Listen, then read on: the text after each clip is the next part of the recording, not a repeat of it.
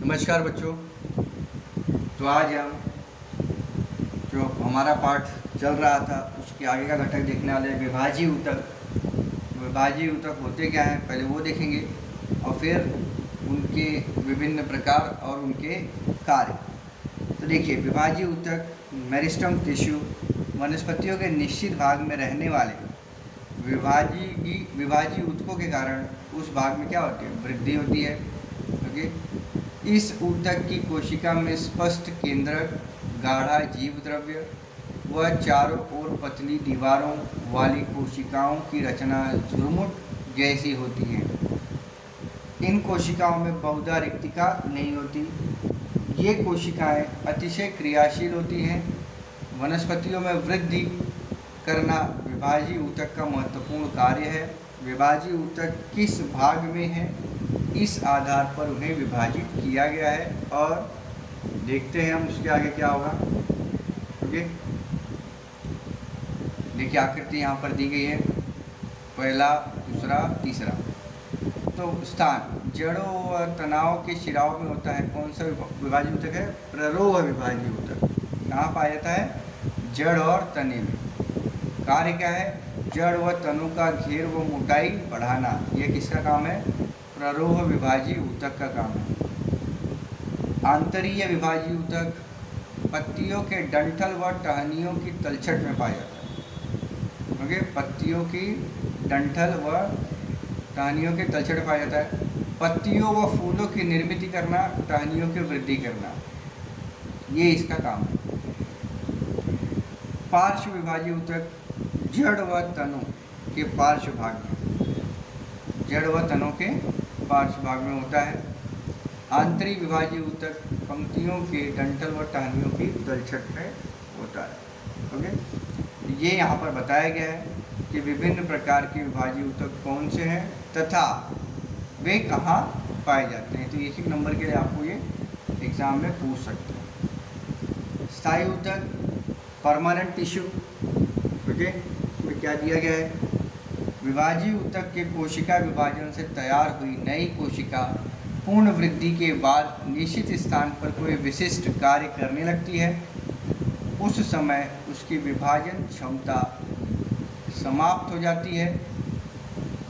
इस प्रकार स्थायी आकार, आकृति व कार्य निर्धारित करने की प्रक्रिया को क्या कहते हैं? विभेदन कहते हैं। तो विभेदन की परिभाषा आप देख लीजिए, अंडरलाइन कर लीजिए। वह ऐसे विभेदित कोशिका द्वारा स्थायी ऊतक बनता है। और स्थायी ऊतक ये दो प्रकार के होते हैं, सरल और जटिल। सरल स्थायी ऊतक के विभिन्न प्रकार हैं और जटिल स्थायी ऊतक के विभिन्न प्रकार हैं, वो हम आगे देखेंगे। तो सरल स्थायी ऊतक क्या होते हैं? एक ही प्रकार की कोशिकाओं से बनते हैं। ओके, ये जो होते हैं वो एक ही प्रकार की कोशिकाओं से बने होते हैं। देखिए अब आगे यहाँ पे दिया गया है। ओके, सरल स्थायी ऊतकों के प्रकार, types of simple permanent tissue.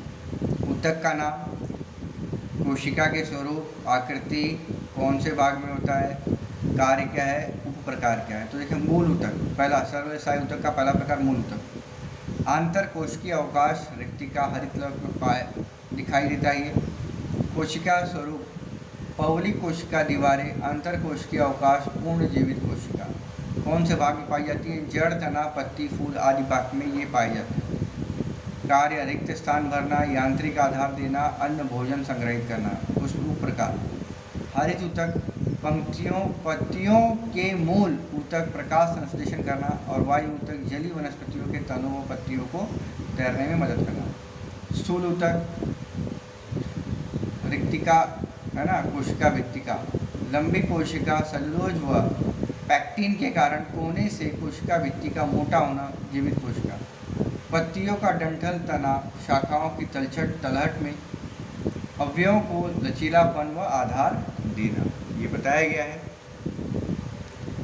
दृढ़ ऊतक खोखलापन, लिग्निन युक्त मोटी भित्तिका, दोनों किनारों पर सकरी तंतुमय व मृत कोशिका, कोशिका भित्ति में लिग्निन पदार्थ का होना, तना, पत्तियों की शिराएं, बीज का कठोर कवच, नारियल का बाह्य आवरण या अवयवों को शक्ति व मजबूती देना।